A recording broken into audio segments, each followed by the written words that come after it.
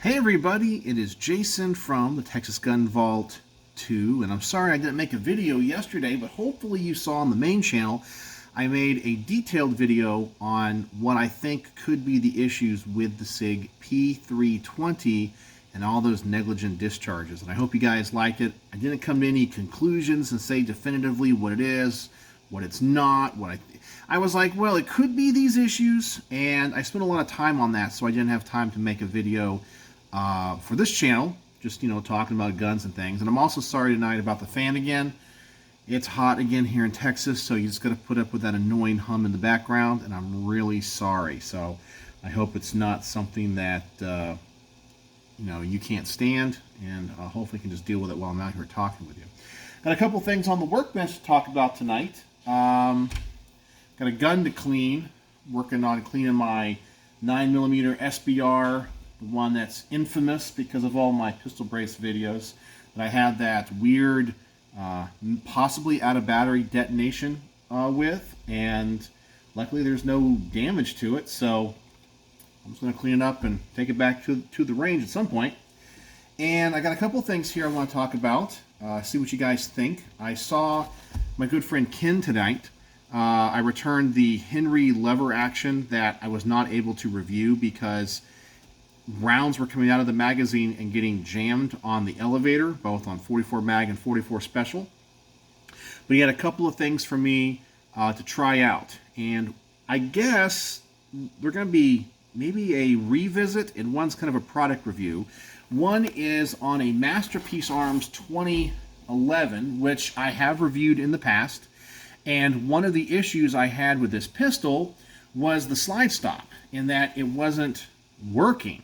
It wouldn't hold back. And Ken contacted Masterpiece Arms, and they sent him some new slide stops. And I guess the original one they sent him was black, but this one is supposed to be stainless because of the controls. Let me see if I can find it here. So it's been replaced, and that's the new one.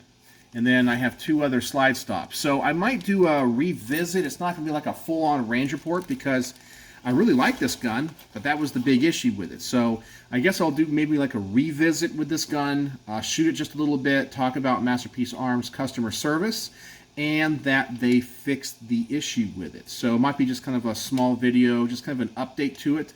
So hopefully anybody that sees the original range report with this firearm will see that the issue was taken care of. And Ken assures me that it works now with no issue. So that's one thing I have on the table.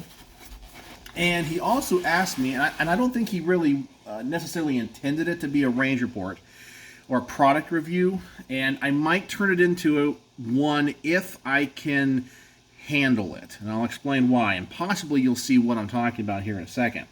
He had an upper receiver for me, made by Primary Weapon Systems, that he said he was having some problems with. And he knows I have some SBR lowers where I could put this on. And this is an upper receiver chambered in 7.62 by 39. In fact, you can even see the marking right there. So he let me borrow some mags because I don't have any 7.62 mags that will fit ARs. So all I have to really do is just put this on a standard AR-15 lower that's SBR because the barrel's so short. But the reason I don't know if I'm going to be able to review this is because that barrel is super short, and I have a feeling this muzzle device is going to be super loud. I can't take that. I know some people love going to the range and just shooting the loudest stuff possible. I can't do that anymore. It's not fun. But it might be okay. So I guess we'll find out. But I wanted to show you guys this. Oh, and the other thing he asked me to check out on this was to make sure that it worked. I guess he had put it on one of his SBR lowers, but it has a like a light trigger in it, and he was saying that he was getting either light primer strikes or the hammer spring wasn't hard enough or strong enough to detonate the primer. So he wanted me to try it on one of my lowers, probably one with more like a mil-spec trigger, and see if I can get it to run. So I might turn it into a product review because that's definitely cool and different. But let me show you what makes this thing really awesome. And it's kind of interesting in the world of AR-15s. Here it is. So there's the charging handle, and as you can see, it has a piston. And I guess it can come off. I'm not going to take it apart right now. But the reason this is so interesting is, of course, the AR-15 is gas impingement. Really, they say it's an internal gas piston is technically what it is. I know somebody will tell me that in the comments. But for the most part, we say it's a DI gun, direct impingement. And there's a lot of ARs out there now on the market, or AR-type guns, that are short-stroke piston. So you have a piston out here that hits an op rod, which is spring-loaded and pushes against the carrier. But this is like an AK-47. That is a long-stroke piston. And I have never seen that in an AR before. I know they existed. It's not like, oh my gosh, I'm completely unaware of it. But this is my first time handling a long-stroke piston AR-15. So I'm kind of hoping I can turn it into a range report, even if it's kind of short. I don't know how many rounds I can actually put through this, and man, this thing is dirty. I'll need to clean it up a little bit. But that is definitely cool and interesting and different.